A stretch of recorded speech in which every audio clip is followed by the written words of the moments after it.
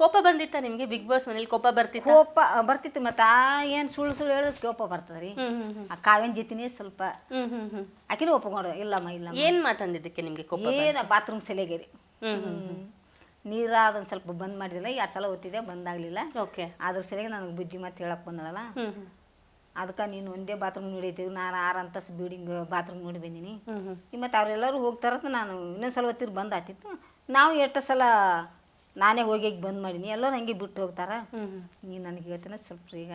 ಇಲ್ಲಮ್ಮ ಇಲ್ಲಮ್ಮ ಸಾರಿ ಅಂತ ಸಾರಿ ಕೇಳಿದ್ರೆ. ಓಕೆ ಓಕೆ ಅಮ್ಮ. ಎಲ್ಲ ಹಳ್ಳಿ ಹೆಣ್ಮಕ್ಳಿಗೆ ಒಂದು ಇನ್ಫೀರಿಯಾರಿಟಿ ಇರುತ್ತೆ. ನಾವು ಹಳ್ಳಿಯವರು, ನಾವು ಒಂದು ದೊಡ್ಡ ಸ್ಟೇಜ್ ಅಲ್ಲಿ ಒಂದು ದೊಡ್ಡ ಸ್ಕ್ರೀನ್ ಅಲ್ಲಿ ಕಾಣಿಸ್ಕೊಳ್ಳಿಕ್ ಆಗಲ್ಲ ಅಂತ ಒಂದು ಇನ್ಫೀರಿಯಾರಿಟಿ ಇರುತ್ತೆ. ನಾವು ನಿಜಕ್ಕೂ ಅಲ್ಲಿ ತಲುಪಬೋದಾ ಅಂತ ಒಂದು ಅನುಮಾನ ಇರುತ್ತೆ. ಆದ್ರೆ ಮಲ್ಲಮ್ಮ ಅವರು ಒಂದು ಗ್ರಾಮದಿಂದ, ಒಂದು ಉತ್ತರ ಕರ್ನಾಟಕದ ಒಂದು ಹಳ್ಳಿಯಿಂದ ಬಂದು ಇವತ್ತು ಬಿಗ್ ಬಾಸ್ ನ ಒಂದು ದೊಡ್ಡ ವೇದಿಕೆಯಲ್ಲಿ ಕರ್ನಾಟಕದ ಜನರನ್ನ ರಂಜಿಸಿದಿರ ಅಮ್ಮ. ನೀವು ಹಳ್ಳಿ ಹೆಣ್ಮಕ್ಳಿಗೆ ಏನ್ ಹೇಳಕ್ ಇಷ್ಟಪಡ್ತೀರಾ? ಯಾಕಂದ್ರೆ ನೀವು ಮುಂಚೆನೆ ಹೇಳ್ತಿದ್ರಿ ನಮ್ಮನ್ನೆಲ್ಲ ಯಾರು ಬಿಗ್ ಬಾಸ್ ಕರೀತಾರೆ, ನಾವೆಲ್ಲ ಹೆಂಗ್ ಹೋಗ್ತೀವಿ ಅಂತ ನೀವು ಹೇಳ್ತಿದ್ರಿ. ನಾನು ಯೂಟ್ಯೂಬ್ ಚಾನಲ್ ಅಲ್ಲಿ ನೋಡಿದ್ದೆ.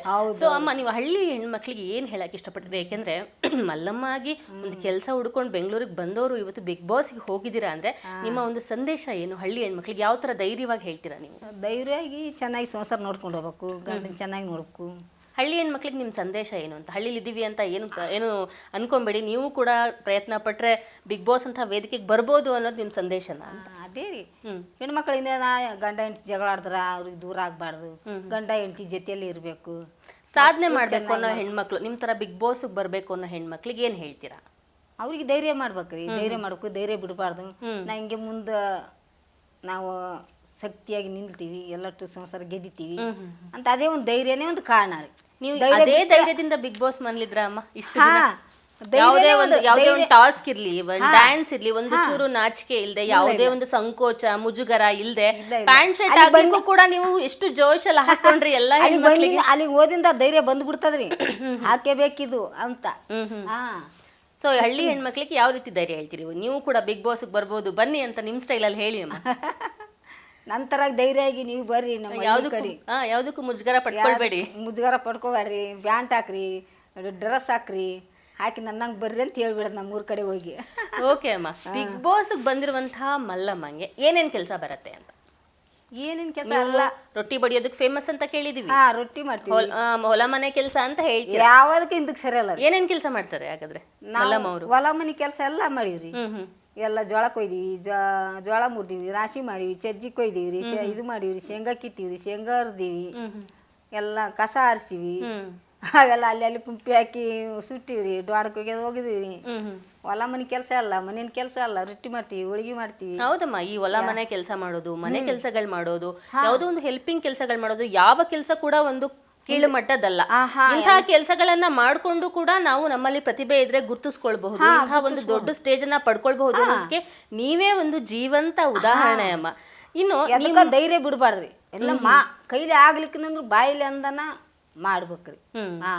ಮಾಡ್ತೀನಿ ಇದೇಟ್ರ ಕೆಲಸ ಅನ್ಬೇಕು, ತಾನೇ ಬಂದ್ಬಿಡ್ತಾರೆ. ಹೌದು, ಬಾಯಿಲೆ ಅಂದೀವಿ, ಕೈಲಿ ಮಾಡಿ ತೋರಿಸ್ಬೇಕು, ಅದೊಂದು ಹೆಮ್ಮೆ ಬರ್ತದೆ.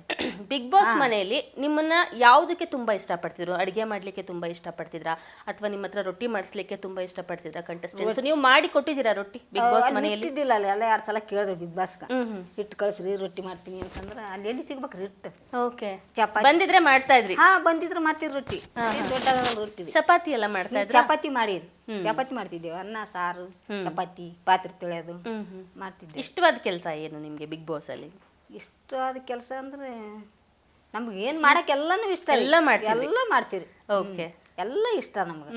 ಇಂಥದ್ದೇ ಒಲ್ಯಾನಕ ಆಗಲ್ಲ ರೀ. ಓಕೆ, ಕೈಲಿ ಅದಟ್ಟು ಮಾಡೋದು. ನೀವು ಮಾತಿನಮ್ಮಲ್ಲಿ ಮಲ್ಲಮ್ಮ ಒಗಟುಗಳಿಂದಾನೇ ಫೇಮಸ್ ಆಯ್ತಾ? ಬಿಗ್ ಬಾಸ್ ಮನೇಲಿ ಎಷ್ಟು ಒಗಟು ಹೇಳಿದ್ರಿ ನೀವು? ಎಷ್ಟೊಂದು ಜನ ನೀವು ಹೇಳಿದಂತ ಒಗಟನ್ನ ಬಿಡಿಸಿದ್ರು ಅಂತ? ಅಲ್ಲಿ ಹೇಳ್ತೇವ್ರಿ, ಅವ್ರು ತುಂಬಾ ಹೇಳ್ತಾ ಇದ್ರ ಒಗಟುಗಳನ್ನ? ಅವ್ರೇನು ಹೊಡ್ಯಕ್ ಆಗಿಲ್ಲ, ನಾನೇ ಹೊಡೆದೆ ಒಂದೊಂದು. ನೀವ್ ಹೇಳಿದ ಒಗಟುಗಳು ಯಾರು ಬಿಡಿಸ್ಲಿಕ್ಕೆ ಆಗ್ಲಿಲ್ಲ ರೀ. ನೀವು ಒಂದು ಒಗಟು ಹೇಳಿಮ್ಮ ನಮ್ಮ ಗ್ಯಾರಂಟಿ ನ್ಯೂಸ್ಗೋಸ್ಕರ. ಹೌದ್ರಿ, ನೋಡೋಣ ನಾವು ಬಿಡ್ಸಕ್ಕಾಗತ್ತಾ ನೋಡೋಣ ಅಂತ. ಸ್ವಲ್ಪ ಸರಳವಾಗಿರೋದು ಹೇಳಿ, ಸುಲಭವಾಗಿರೋದು. ಅಲ್ಲಿ ಬಿಗ್ ಬಾಸ್ ಕೇಳಿದ್ರೆ ಇಲ್ಲ, ನಾನು ಕೇಳಿಲ್ಲ. ಬಿಳಿ ಹೊಲ ಕರಿ ಬೀಜ ಬಿತ್ತವ ಬಲೆ ಜಾಡ.